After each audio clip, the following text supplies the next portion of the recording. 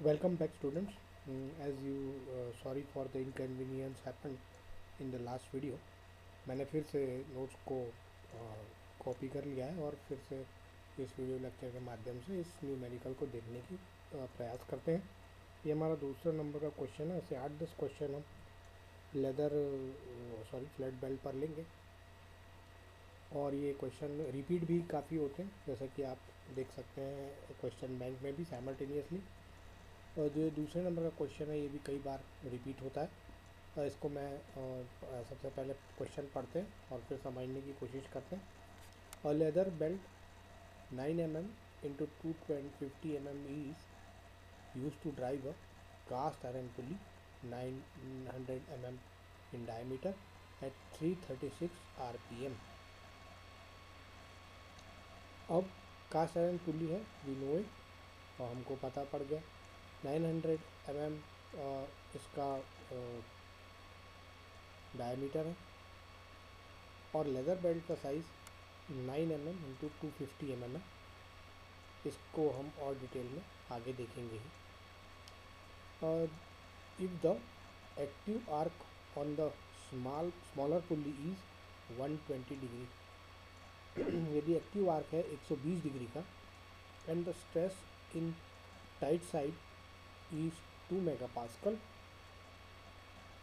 Find the power capacity of the belt. यदि हम मुख्य रूप से अभी इसको देखने की कोशिश करें तो जैसे हमने डिज़ाइन डेटा बुक में देखा था, पेज नंबर 83 की रेफरेंस से हम डिस्कस कर रहे हैं। फ्लैट बेल्ट में हम हमेशा पेज नंबर 83 को ही मोस्टली देखने की कोशिश करेंगे। और लास्ट 83 और 84 में हमने देखा था, तो power transmitted is equal to T1 minus T2 into V watt. इस तरीके से हमको एक पावर का रेडीमेड फ्रेश इक्वेशन नंबर 10.4 पर मिलता है और हम यहाँ से पावर कैपेसिटी को आसानी से निकाल सकते हैं किलोवाट में। द डेंसिटी ऑफ लेदर में be taken as 980 kg per metre cube. 980 kg per metre cube ये किसकी है? बेल्ट की जो डेंसिटी है वो है। And the coefficient of friction of leather on caste iron is 0.35, and the coefficient of friction of leather on caste iron is 0.35। यानी कि यदि हम कास्ट आयरन पुली पर यह लेदर बेल्ट चलाएंगे तो इसका जो म्यू है वो 0.35 दिया हुआ है। गिवन में देखते हैं, ये न्यूमेरिकल इसलिए भी थोड़ा यूनिक है क्योंकि हम स्पेसिफिकली सिर्फ और सिर्फ जनरल फार्मूले से लेंथ, ब्रेड्थ, एरिया, इनका प्रयोग करते हुए हम सारी चीज़ों को सॉर्ट आउट करते हैं और डायरेक्टली फार्मूला बेस्ड न होने के कारण इसकी डिटेलिंग हम डिज़ाइन डेटा बुक में पेज नंबर 83 और 84 में नहीं पाते हैं। सो ये थोड़ा सा चेंज इसमें है। So what given, small t is equal to 9 mm लिख लेते हैं पहले, 9 mm या 0.009 मीटर, क्योंकि हम अक्सर मीटर में बदलते हैं। और p इज इक्वल टू 250, ये क्या है? t थिकनेस है और b विड्थ है, चौड़ाई बेल्ट की।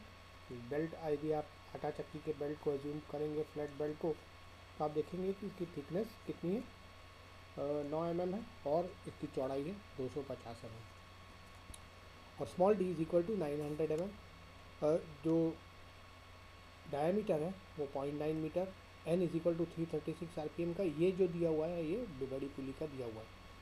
थीटा 120 डिग्री ये स्मॉल पुली का दिया हुआ है और स्मॉल पुली का कोई भी दूसरा डायमेंशन हमको नहीं दिया हुआ है। तो theta is equal to 120 degree, तो हम सीधे इसको रेडियन में कन्वर्ट करेंगे हमेशा, चूँकि हम रेडियन में कन्वर्ट करते हैं। So 120 into pi by 180 is equal to 2.1 radian. Sigma is equal to 2 mega pascal is equal to 2 newton per mm square, और rho 980 kg per metre cube, और म्यू इज इक्वल टू 0.35। और मुख्य रूप से इसको देखने से ये न्यूमेरिकल बहुत आसान लगता है, but it is not like that. Because हमने अभी तक ऐसा एक भी न्यूमेरिकल नहीं देखा है जिसमें हम सीधे लेंथ ब्रेड्थ एरिया का प्रयोग करके यह डेटा निकाल सके। तो वी नो हम वेलोसिटी को सबसे पहले रखते हैं। ये फार्मूला हमने पहले भी यूज़ किया था, v is equal to pi D N by 60।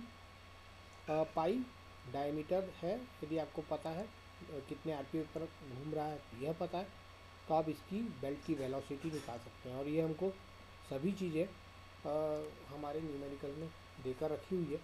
That is pi is equal to multiplied by 0.9 into 336 divided by 60 is equal to 15.8 metre per second. यह हमारा वेलोसिटी निकल गई किसकी, बेल्ट की। और वेलोसिटी निकालने के लिए हमें यह फार्मूला भी यहाँ पर दिया हुआ है।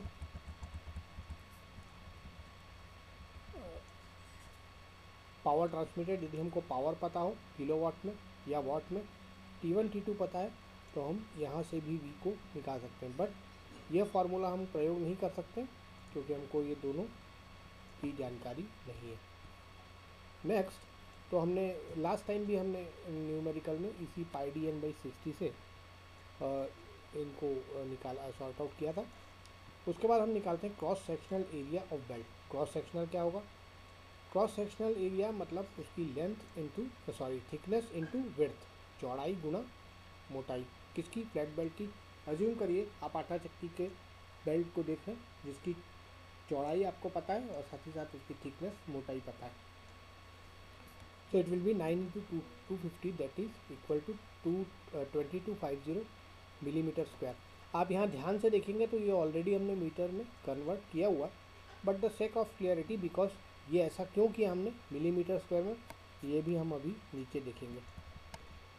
जैसे ही हम एरिया निकाल लेते हैं, सो सिग्मा इंटू ए हम करेंगे टॉर्क निकालने के लिए। तो 2 इंटू 2250, ये 2 क्या है, mega pascal, that is newton per M M square. तो एम एम स्क्वायर और ये एम एम स्क्वायर कैंसिल हो जाएगा, that gives us T is equal to 4500 newton, 4500 newton हमको टॉर्क की प्राप्ति हुई। अब हम mass of belt per metre length यह निकालेंगे। देखिए स्टेप बाय स्टेप याद रखेंगे इसको, क्योंकि it becomes difficult for us कि बाद में इसको लाइन अप करना। हम एक बार और देखने की कोशिश करेंगे। Mass of belt per metre length क्या है, m is equal to area into length into density. अब हमें एरिया हमको पता है, लेंथ हमें पता है और हमको डेंसिटी पता है, 900 kg पर मीटर स्क्वायर दी है।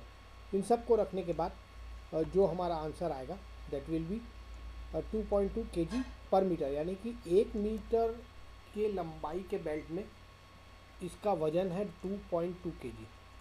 इस विधि से हम किसी भी बेल्ट का यह निकाल सकते हैं।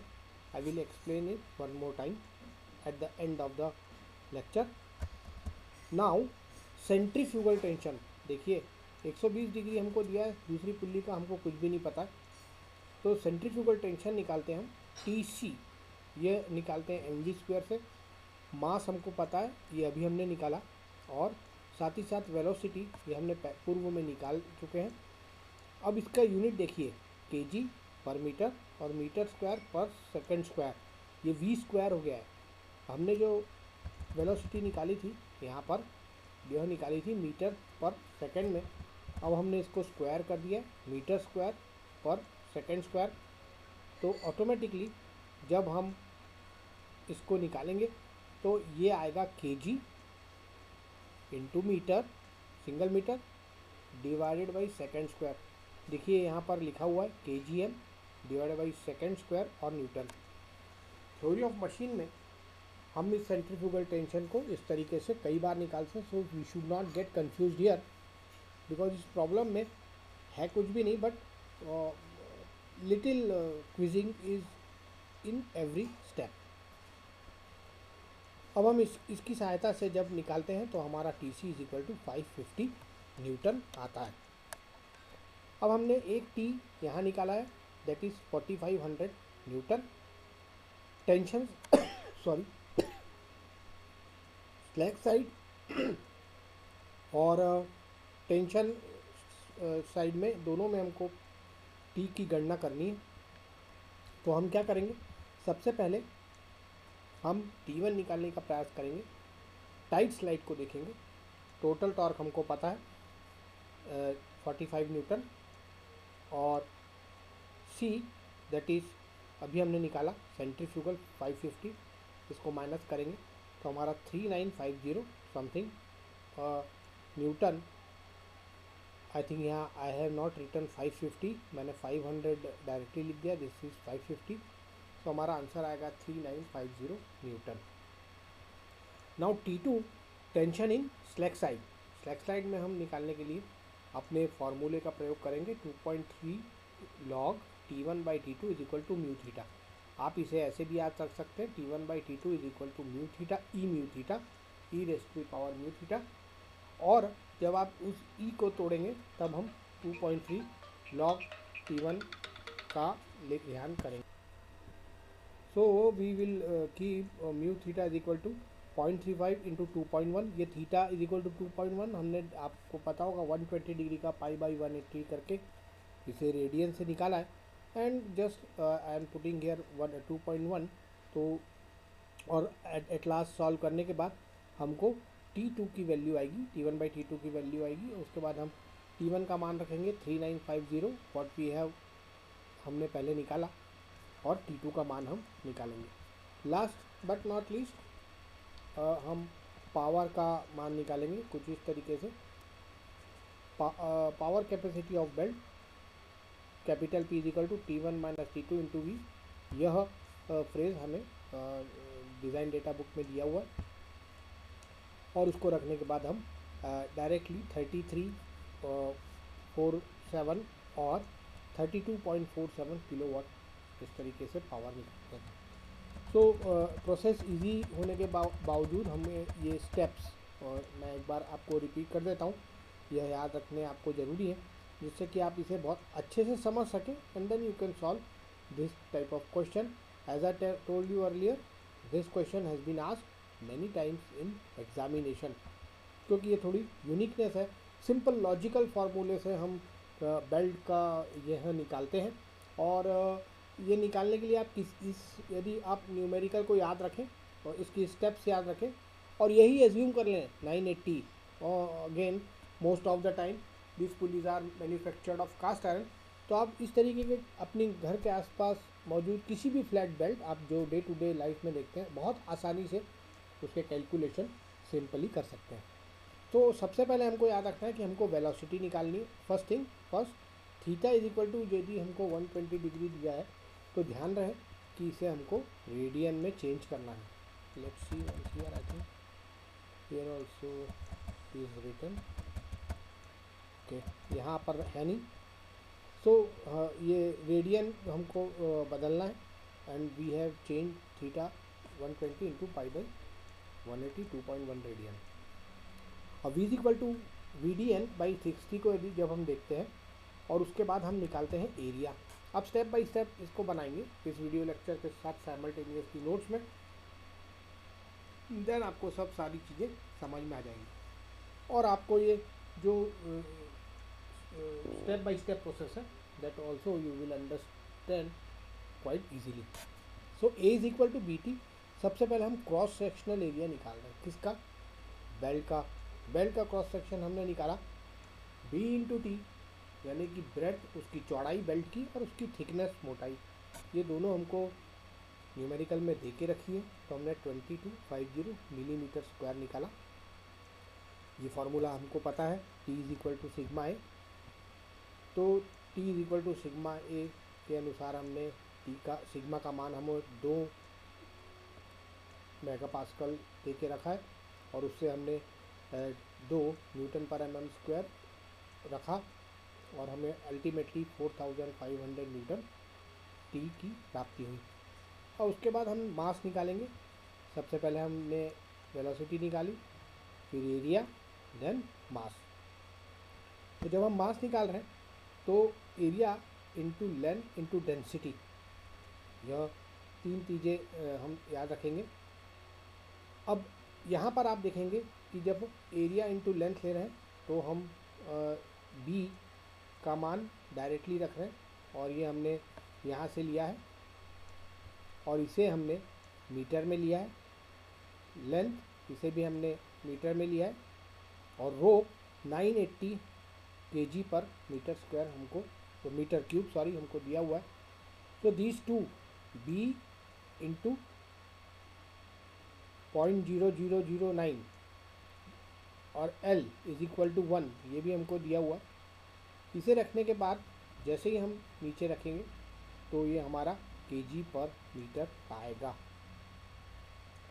2.2 kg पर मीटर। अब यहाँ पर जो L है इसे देखने की कोशिश करते हैं कि ये न्यूमेरिकल में क्या दिया हुआ है। यदि हम इसे देखेंगे तो हमें इस तरीके का कोई भी मीटर में नहीं दिया हुआ है। That's why we assume it as 1। That's why we assume it as 1 and solve this problem. So here 2.2 kg per meter is our final answer. Now centrifugal tension निकालने के लिए हम PC is equal to mv square का प्रयोग करते हैं। तो सबसे पहले हमने वेलोसिटी निकाली, फिर हमने एरिया निकाला, फिर T निकाला, टॉर्क निकाला, फिर हमने मास निकाला। मास निकालने के बाद अब हम सेंट्रीफ्यूगल टेंशन निकाल रहे हैं। सेंट्रीफ्यूगल टेंशन निकालने के लिए हम mv स्क्वायर का प्रयोग करेंगे, क्योंकि आप जानते हैं कि anyhow we have to come at a concern where we can change the load, that is centrifugal tension mv square.